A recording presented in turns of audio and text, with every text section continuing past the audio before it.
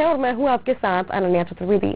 हमारे खास कार्यक्रम में हमेशा हम जानते हैं कि ऐसी शख्सियत के बारे में जिनके जीवन में होते हैं कई सारे अनुभव और हम उन अनुभवों से सीखते हैं साथ ही जानते हैं उनकी शख्सियत को। तो हमारे साथ इस वक्त स्टूडियो मौजूद है डॉक्टर प्रदीप चौरे, जो कि MBBS डॉक्टर है, साथ ही MS है और साथ ही नाक कान गले के स्पेशलिस्ट भी हैं।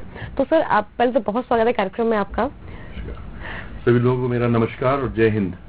बिल्कुल सर, अगर शुरुआत हम करें आपकी पर्सनालिटी से, तो पहले आपके बारे में कुछ बताइए। What are your hobbies, what do you like, what do you don't like? देखिए, मैं भोपाल में ही बड़ा हुआ हूँ, यहीं पर पैदा हुआ हूँ। इनफैक्ट कैलाशनाथ कार्डियो अस्पताल, आपको आश्चर्य होगा सुन के, कार्डियो अस्पताल का इनॉग्रेशन मैंने किया है। I was the first child जो कि वहाँ पर पैदा हुआ था। ये बात है 1958 की है।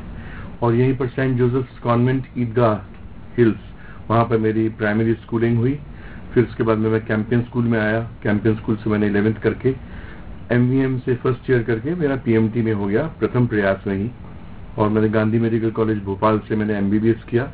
तत्पश्चात मैंने MS किया ENT में, और उसके बाद में फिर मैंने अपना यहाँ से प्रैक्टिस शुरू करी, प्राइवेट प्रैक्टिस। मैं one of the Pioneer ENT surgeon हूँ जिसने ENT में प्रैक्टिस भोपाल में शुरुआती जब करी है। I am the first doctor to start practice as ENT surgeon. और जहाँ तक मेरी हॉबीज और उसका सवाल है, मैं कैंपियन स्कूल में मैं सीनियर्स में स्पोर्ट्स चैंपियन था।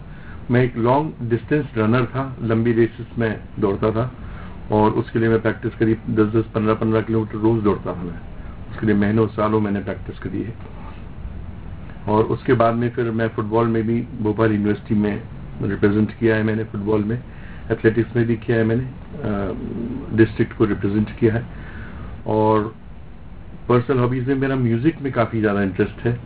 मैं बचपने से पहले मैं बेंजो बजाता था, उसके बाद मैंने माउथ ऑर्गन बजाना शुरू किया। आज भी मैं माउथ ऑर्गन बजाता हूँ, और मैंने बांसुरी भी बजाता हूँ, और जॉज ड्रम्स बजाता हूँ, मैं कॉन्गो ड्रम्स बजाता हूँ, मैं कीबोर्ड भी बजाता हूँ, और साथ में आजकल मैं सैक्सोफोन पे प्रैक्टिस कर रहा हूँ। मैं चाहता हूँ कि मैं एक सैक्सोफोनिस्ट भी बनूँ। ये मेरे प्राइमरी जो मेरे हॉबीज हैं, ये मैं इस तरफ म्यूजिक की तरफ ज्यादा है। साथ में मेरा जो है घूमने का बहुत ज्यादा शौक है मुझे। मैं एक ट्रैकर हूँ, तो मैंने काफी ट्रैकिंग की है। जैसे कि मैंने जो बाबा अमरनाथ की मैंने 2 बार ट्रैकिंग करके गया हूँ, अमरनाथ के दर्शन किए हैं मैंने। उसके अलावा मैंने जो है 2 बार मैं अपनी गाड़ी से, मेरी XUV महिंद्रा गाड़ी से, मैं लद्दाख लेह की मैंने यात्रा करी है।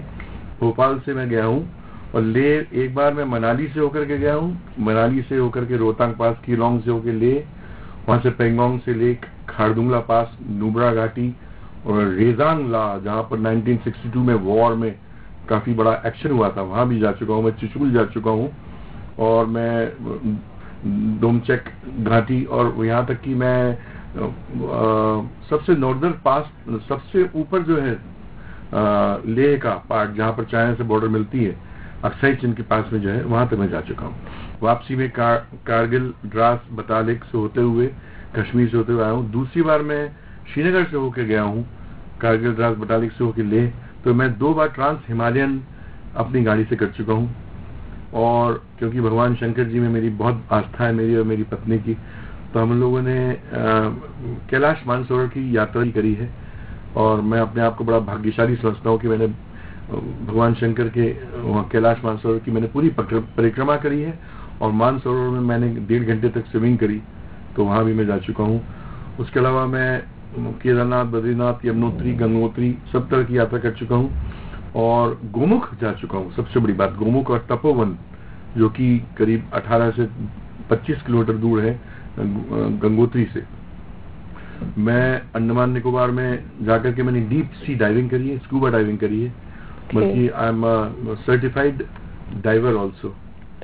और अपनी गाड़ी से मैंने बाकी यहाँ पूरा राजस्थान का भ्रमण किया है, और जाकर के सारी बॉर्डरिंग जितनी भी एरिया मैंने देखी है। मैं अरुणाचल प्रदेश में तवांग भी गया हूँ। तवांग से आगे मैकमोहन लाइन है, बुमला पोस्ट है, 42 किलोमीटर से तवांग के आगे, जो कि बिल्कुल चाइना बॉर्डर पे है। तो एक बार 26 जनवरी को मैं वहां पर भी था, जब चाइनीज डेलीगेशन मिठाई लेकर के आया था। ये बात है जब हमारे संबंध अच्छे हुआ करते थे, 5-1 साल पहले की बात है ये।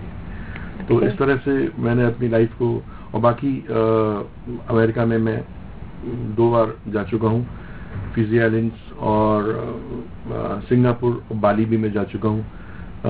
3 या 4 बार मैं पशुपतिनाथ के दर्शन कर चुका हूँ नेपाल में। ओके, मेरा एक छोटा सा इंट्रोडक्शन है। सर इतनी सारे शौक और इतनी सारी चीजें, मतलब कह सकते हैं कि इंसान अगर चाहे तो वो सब कुछ कर सकता है। वो तो कहते हैं ना लोग एक साथ 2 नाव में सवार नहीं हो सकते, लेकिन मेरा मानना है कि अगर आप नाव छोड़कर समुद्र में जाएंगे तो आई गेस आपको बहुत सारी चीजें मिल जाएंगी। तो बिल्कुल यहाँ पे अगर देखा जाए तो सर जिस तरह से आपने अपना एक्सपीरियंस बताया कि आपने हर जगह देखी, हर जगह घूमे भी हैं आप, और कहते हैं ना कि जब हम इंसान जब ट्रैवल करता है तो उसको एक्सपीरियंस बहुत सारे आते हैं, बहुत सारे अनुभव हो जाते हैं।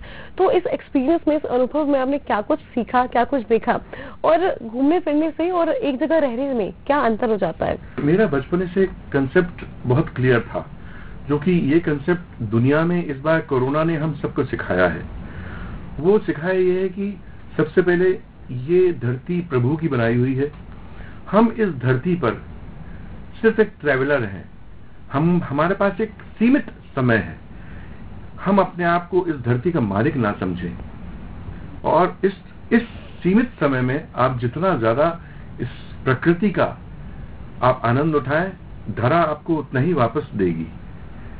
तो ये मैं बचपने से मुझे मालूम था। मेरे कंसेप्ट बड़े साफ थे कि मैंने पैसे को कभी अहमियत कभी नहीं दी, और मैंने हमेशा संबंधों को, प्यार मोहब्बत को और प्रकृति की सम्मान करते हुए मैंने किया। मैं बहुत मेरे घर में आप आएंगे तो आपको देखेंगे पूरा हरा ही हरा दिखेगा। मैं खूब पेड़ बहुत लगाता हूँ, सब जगह जहाँ भी जाता हूँ तो वहाँ अपने साथ हमेशा बीजे लेके जाता हूँ, बीजे फेंकते जाता हूँ रास्ते में गाड़ी से, जिसमें कि वो अपने आप आकर के अंकुरित हों। और दूसरी चीज ये है कि ये सब करने के लिए आपका स्टेमिना ट्रिमेंडस होना चाहिए, क्योंकि मुझे याद है कि जब हम 20 से 21 हजार फुट पर हम 28 किलोमीटर की ट्रैकिंग कर रहे थे कैलाश पर्वत की, उसकी हाइट है 20,000 फुट।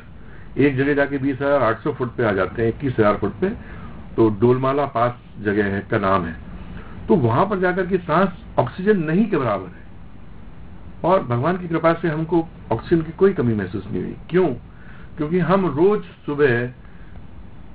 रोज सुबह करीब हफ्ते में 4 या 5 दिन 25 से 30 किलोमीटर रोज साइकिल चलाता हूँ, और स्विमिंग तो खैर अभी बंद है, लेकिन स्विमिंग भी 1.5 से 2 किलोमीटर में करता हूँ। तो इस तरह से स्टेमिना अपने आप को बनाना पड़ता है, और इस स्टेमिना ने मेरे को मदद की कोरोना में। इस कोरोना काल में मैंने करीब 1,500 से 2,000 मरीजों का इलाज किया। भगवान की कृपा से सभी ठीक हो गए, लेकिन उनसे मुझे नहीं आया। मैंने दूर से नहीं, बिल्कुल पास से देखा उन मरीजों को, लेकिन मुझे छू के कोरोना कई बार निकल गया, लेकिन मुझे वैसा पूरी तरह से कोरोना हुआ नहीं। उसका कारण ये है, माइल्ड सिम्पटम्स के साथ सबको लगभग हुआ ही था। जी, हुआ ही था। कारण था कि मेरा रेजिस्टेंस इतना हाई था, और मैंने कभी भी कोरोना के दौरान भी मैंने एक्सरसाइज बंद नहीं रखी। परमिशन लेकर के मैं जाता था, और जाकर के मैंने साइकिल चलाई है और वॉकिंग करी है। जो भी मुझसे मन पड़ा मैंने किया है। ओके सर, यहाँ पे अगर हम बात आपके पर्सनल लाइफ की कर रहे हैं, तो पर्सनल लाइफ में जिस तरह की हॉबीज अपनी बताई है, ऐसे में अगर देखा जाए तो कई सारे अनुभव होते हैं जो याद रह जाते हैं।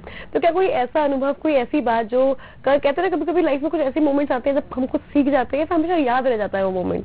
तो आप इतनी जगह गए हैं, इतनी जगह आपने ट्रैवलिंग की है, इतना आपका एक्सपीरियंस रहा है, तो कोई ऐसा मोमेंट जिससे कोई हम कुछ सीखे भी, साथ ही आपके लिए यादगार हो? देखिए, ऐसे तो बहुत सारे मोमेंट्स हैं, लेकिन 2-3 मोमेंट्स में कभी जिंदगी में भूलता नहीं हूँ। कि एक जब 1984 की बात है, जब भोपाल गैस ट्रेजेडी हुआ था।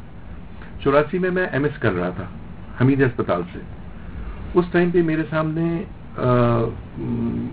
2 डेड बॉडीज जैसी लाई गई कि ये अभी ये लाए थे, जिंदा थे, अभी इनकी जान निकल चुकी है। मैंने कहा नहीं, ऐसे थोड़ी आप कर सकते। मैंने इमीडिएटली उनको सीपीआर दिया, और साथ में मैंने इमीडिएटली यहाँ पर ट्रेकियोस्टोमी, यहाँ से ऑपरेशन करके छेद करके ट्यूब डाली, और वो ईश्वर के चमत्कार देखिए, दोनों जिंदा हो गए। जिंदा तो थे ही, लेकिन उनकी सांस जो बंद हो गई थी वापस आ गई, और वो आज भी मेरे को मिलते हैं तो मेरे पैर छूते हैं। एक तो ये मेरे को मोमेंट टच कर जाता है। कहीं उसमें से एक स्टेशन पे उसकी दुकान थी, तो वो हमेशा मेरे को पकड़ के ले आता था स्टेशन पे, कॉफी पिलाता था, नहीं सर आपने तो नहीं जान बचाइए।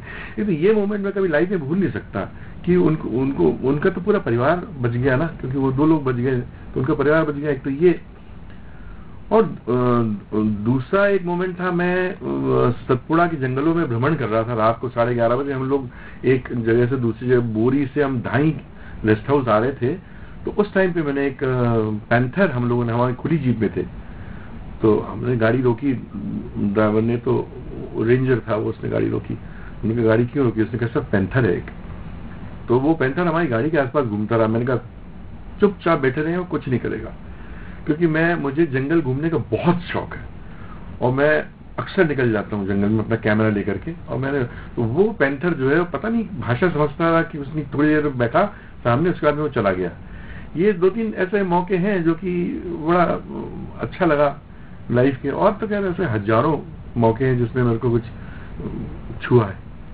सर ये तो हो गया आपके बेस्ट मोमेंट्स। अगर आप वर्स्ट मोमेंट की बात करें कि कहीं ना कहीं जब कहते हैं ना कि इंसान कंफ्यूज रहता है लाइफ में, तो आपकी प्रॉब्लम्स हर किसी की लाइफ में होती हैं और बिना प्रॉब्लम्स के कोई लाइफ में कुछ सीखता नहीं है। तो कोई ऐसा मोमेंट जहाँ पर आपने कुछ सीखा भी हो, साथ ही कहीं ना कहीं उस प्रॉब्लम से निकलने की तरह भी आपको पता हो कि अब आगे क्या करना है? देखिए, जब एक तो जब मुझे उस समय मौत का जब डर लगा था, मुझे गैस निकली थी और उसके 4 दिन बाद दोबारा एक अफवाह उड़ी थी कि गैस दोबारा निकला। उस टाइम पे हम मरीजों का ट्रीटमेंट कर रहे थे और ऐसी भीड़ हो गई थी, मुझे लगा था कि हम निकल नहीं पाएंगे, अब शायद हम खत्म हो गए।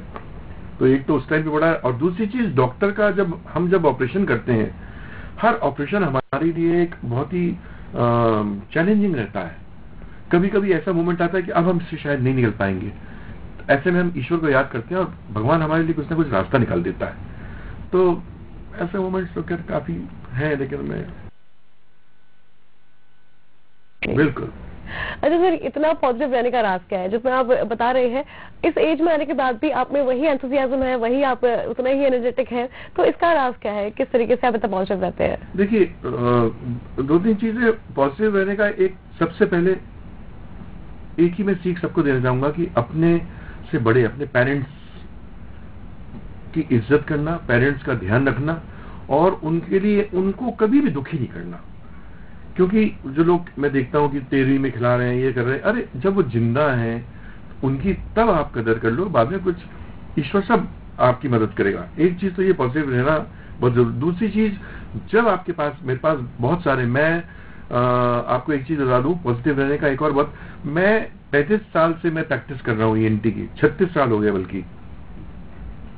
तो 36 साल से मैंने इंडियन आर्मी के जवानों से एक भी बार मैंने उनसे कंसल्टेशन चार्ज नहीं लिया, उनका मैं फ्री में इलाज करता हूं। मैं टीटी नगर गुरुद्वारे में चैरिटेबल क्लिनिक चलती है, वहां जाकर के अपनी सेवाएं देता हूं मुफ्त में। मतलब जो गरीब रहते हैं उनको इलाज करता हूं मैं, और जो बेचारे बहुत ही गरीब रहते हैं जिनको हियरिंग एड की जरूरत पड़ती है, मैं अपने पास से उनको हियरिंग एड देता हूं। और मेरी गाड़ी में हमेशा आप देखेंगे, हमेशा 3 या 4 या 5 कंबल हमेशा रखे रहते हैं, कपड़े रहते हैं, जूते रहते हैं। जहां मैं किसी गरीब को ठंड से ठिठुरते हुए देखता हूं, मैं कंबल उड़ा देता हूं। तो और मैं कहीं भी अगर बाजार में भी जाऊंगा, मैं किसी को देखूंगा, पैसा नहीं देता, मैं भीख में कभी पैसे नहीं देता, लेकिन मैं एकदम से लाके खाना उनको लाके दे दूंगा, उनको ले जाके अपने साथ बैठा करके खाना खिलाता हूँ। कई बार मैं उन लोगों को, गरीबों को, जो भिखारी जैसे थे बेचारे बच्चे, उनको अपने साथ में रेस्टोरेंट्स में ले गया, बैठाया, अपने साथ बैठा के खाना खिलाया। तो मेरा ये सोचना है कि आप जितना दोगे, ईश्वर ने आपको अगर कुछ दिया है तो उसको वापस सोसाइटी को देना चाहिए। आप लोगों की मदद करिए, जितनी आप मदद कर सकते हैं करिए। ये पॉजिटिव एटीट्यूड लेकर चलेंगे तो ईश्वर आपकी हमेशा मदद करेगा। और मैंने देखा है ईश्वर ने मेरी ऐसे ऐसे वक्त पे मदद की है कि मैं बता नहीं सकता, क्योंकि मैंने हमेशा लोगों की मदद की है और अभी भी करता हूं। मैं बहुत गरीब आते हैं तो मैं उनसे फीस नहीं लेता, जो सड़क पे जो बेचारे जो काम करते हैं वो मेरे पास आते हैं, मैं उनसे अपनी दवाई भी दे देता हूँ अपने पास से, उनसे फीस भी नहीं लेता मैं। और ये पॉजिटिव एटीट्यूड, और मेरे को दिली खुशी होती है कि मैं किसी के लिए कुछ कर पाऊं। ईश्वर मुझे ऐसे ही बना के रखे। बिल्कुल सर, ये बहुत जरूरत है आज के लोगों में होने की, ये भावना होने की, क्योंकि जितना हम देखते हैं लोगों को कि लोग आज के वक्त में इतना ज्यादा अपने आप में इन्वॉल्व हो गए हैं कि उन्हें दुनिया दिखाई नहीं देती। और हमने कई बार देखा है कि सिग्नल्स पे कई लोग होते हैं लेकिन उन बच्चों पे, उन लोगों पे कोई ध्यान नहीं देता। साथ ही बहुत सारे लोग ऐसे होते हैं जो उनके लिए स्टैंड लेना चाहते हैं, लेकिन कई ऐसे भी हैं जो टांग खींच कर नीचे उतार देते हैं। तो एक पॉजिटिव एटीट्यूड सोसाइटी के लिए बहुत जरूरी है। एज अ डॉक्टर कह सकते हैं कि आपके लिए सर्विंग जो है वही एक सबसे बड़ा प्रिंसिपल रहता है। तो वो साफ देखने को मिल रहा है आपके एटीट्यूड में। काश मेरा बस चलता, मेरा मन तो बहुत कुछ करता है करने के लिए। एक तो मेरा इच्छा होती है, मैं अपनी पत्नी से बोलता हूँ कि देखो जो बच्चे दिख रहे हैं, मेरी इच्छा होती है इनके सबको उठाऊं, गाड़ी में बैठाऊं,